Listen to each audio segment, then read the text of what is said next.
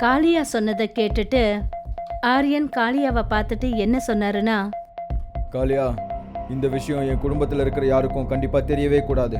இல்லைன்னா அவங்க தேவையில்லாமல் பயப்படுவாங்க. இப்போவே நான் ஃபாரஸ்ட் ஆஃபீஸுக்கு கிளம்ப போகிறேன். ஆனால் நீங்கள் டியூட்டி நாளைக்கு தானே ஜாயின் பண்ண போகிறதா இருந்துச்சு. ஆனால் இப்போ கொஞ்ச நேரத்துக்கு இந்த பேலஸை விட்டு கொஞ்சம் தூரமாக இருக்கணும்னு நினைக்கிறேன். ஆரியன் ரெடியாகி வீட்டை விட்டு வெளியே வந்தாரு. டிரைவர் ஜீப்பை ஸ்டார்ட் பண்ணி காட்டு பக்கமாக ஓட்டினாரு. கொஞ்ச நேரத்துல ஒரு நொறுங்கி போன பாழடைஞ்ச இடத்துல வந்து நின்னாங்க. அந்த இடத்துல வெறும் டேபிள் சேரை தவிர வேற எதுவுமே கிடையாது. இந்த இடத்துல இந்தியன் ஆர்மியும் இருந்ததா நான் கேள்விப்பட்டிருக்கேன். ஆனால் எனக்கு இந்த இடத்துல எந்த ஒரு சோல்ஜரும் கண்ணுக்கு தெரியவே இல்லையே. இப்போ இங்கே டைம் 4 மணி ஆகுது சார். இங்கே 3 மணிக்கு அப்புறமா யாருமே இல்லாமல் வெறிச்சோடி தான் கிடக்கும். ஆரியன் ரொம்ப அதிர்ச்சியாகி என்ன சொன்னாருன்னா, ஆனால் ஏன்? அது என்னன்னா சார், இந்த இலக்கா மொத்தமும் காடாக இருக்குல்ல. சரி, நம்ம திரும்பி போயிடலாம். ஆரியன் சொன்னதை கேட்டுட்டு டிரைவர் ஜீப்பை ஸ்டார்ட் பண்ணினாரு.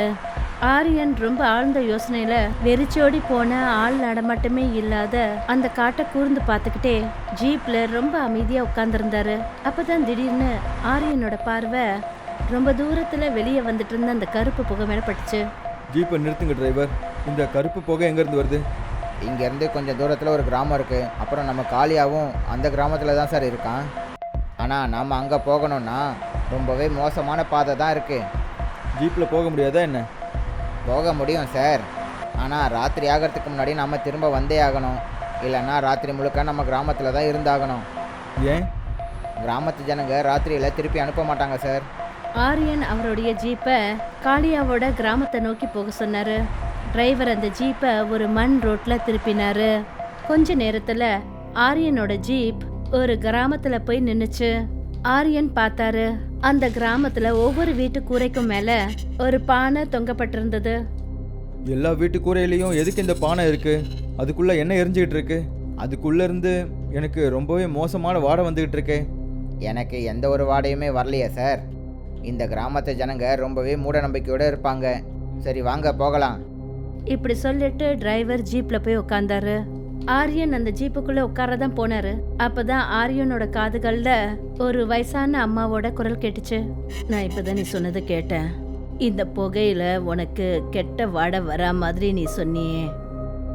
ஆமா, ஆனா விசித்திரமான விஷயம் என்னன்னா, இந்த பயங்கரமான வாடையில நீங்க எல்லாரும் எப்படி நிம்மதியா வாழ்ந்துட்டு இருக்கீங்க?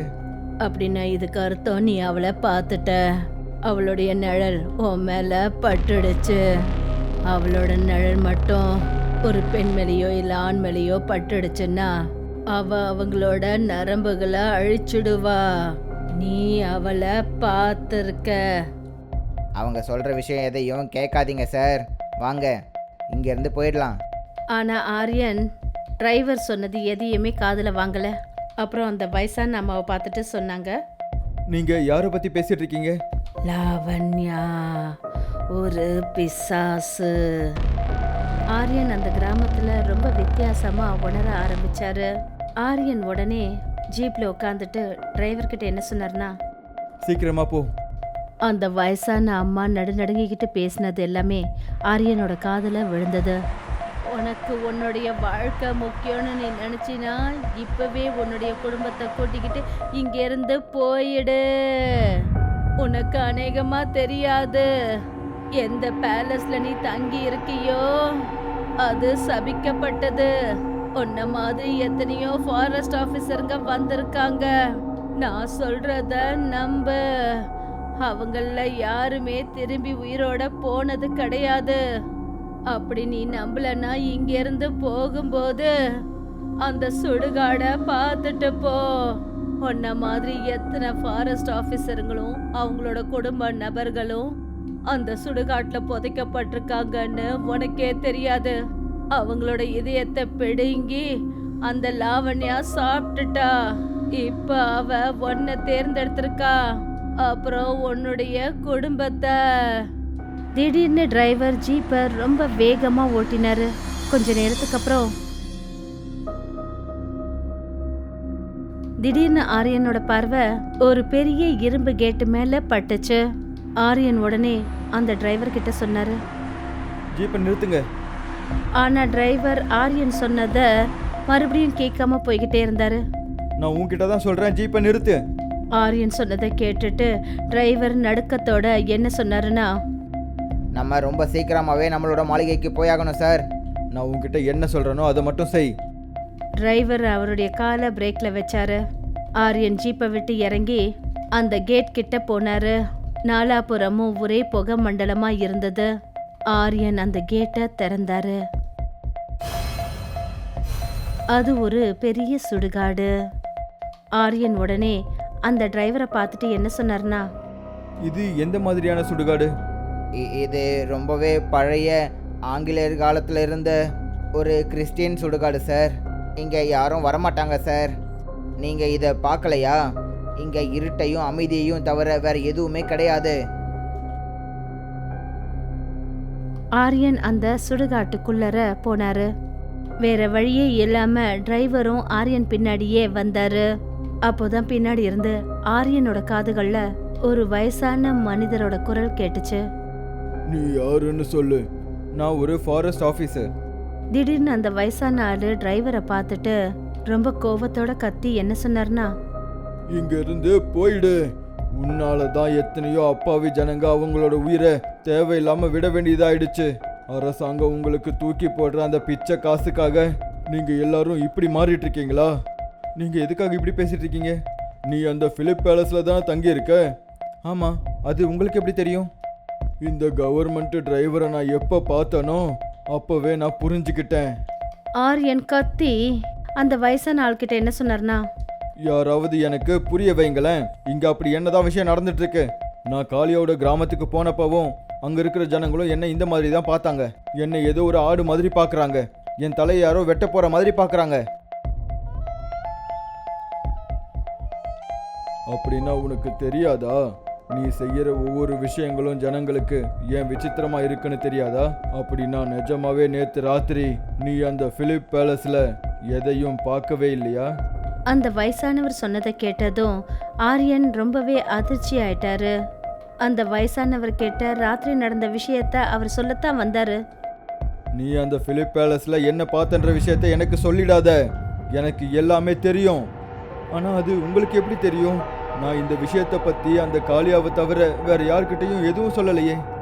இந்த மாதிரி சம்பவத்தால பாதிக்கப்பட்ட ஆளுங்கள்ல நீ முதல் ஃபாரஸ்ட் ஆஃபீஸர் கிடையாது. உனக்கு ஒரு விஷயம் தெரியாது. உன்ன மாதிரி எத்தனையோ ஃபாரஸ்ட் ஆஃபீஸருங்க இந்த இடத்துக்கு போஸ்டிங் கிடச்சி வந்து இந்த ஏரியாவில் வந்து இதே சுடுகாட்டில் அவங்கள புதைச்சி வச்சிருக்காங்க.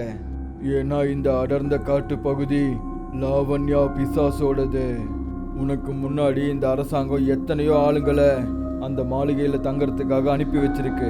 யார் உயிரோடு இருந்தாலும் இல்லைனாலும் அரசாங்கத்துக்கு எந்த கவலையும் இல்லை. அவங்க அந்த அதிகாரிகளை கைவிட்டுடுறாங்க. அந்த ஆங்கிலேயர்களில் ஒரு மோசமான ஆங்கிலேயன், அவன் பேர் எட்வர்டு.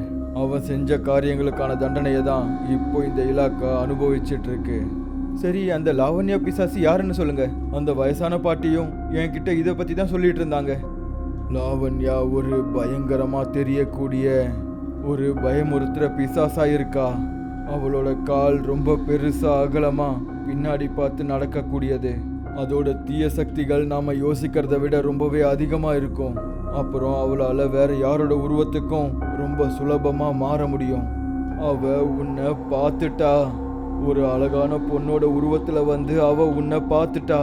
ஆனா முக்கியமான விஷயம் என்னன்னா, நீ எப்போ அவளோட அந்த பயங்கரமான உருவத்துல பார்க்குறியோ அதை நீ வெளியே சொல்றதுக்கு கண்டிப்பா நீ உயிரோட இருக்கவே மாட்ட. அப்புறம் இந்த விஷயம் உன்னோட டிரைவருக்கும் நல்லா தெரியும். அந்த வயசானவர் சொன்னதை கேட்டுட்டு ஆரியன் பல கேள்விகளோட தன்னோட டிரைவரை ஒரு பார்வை பார்த்தாரு.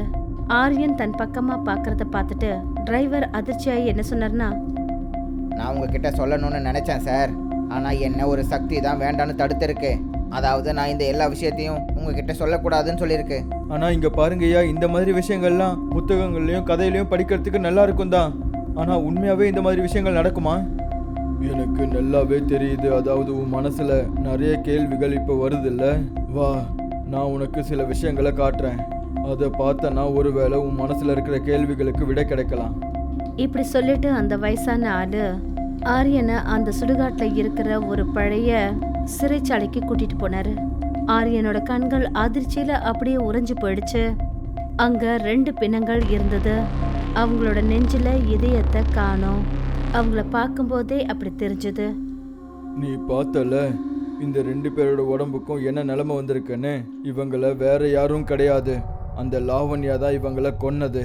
இந்த கிராமத்து ஜனங்க யார் பேரை சொல்றதுக்கு பயப்படுறாங்களோ, நேத்து நீ உன்னோட அறையில உன்னோட கண்ணால அந்த அறையில ஒரு அழகான பொன்னுருவத்துல பார்த்தியே, அவ தான் லாவண்யா. ஆரியன் நடுக்கமான குரல்ல என்ன சொன்னாருன்னா, ஆனா இந்த உடம்பெல்லாம் பார்க்கும்போது எனக்கு எப்படி இருக்குன்னா, இவங்க இறந்து போய் பல வருஷம் ஆன மாதிரி இருக்கு. அது உனக்கு தான் அப்படி தோணுது, ஆனா இவங்க 2 பேரும் இறந்து போய் இப்போ 6 மாசம் தான் ஆகுது. என்ன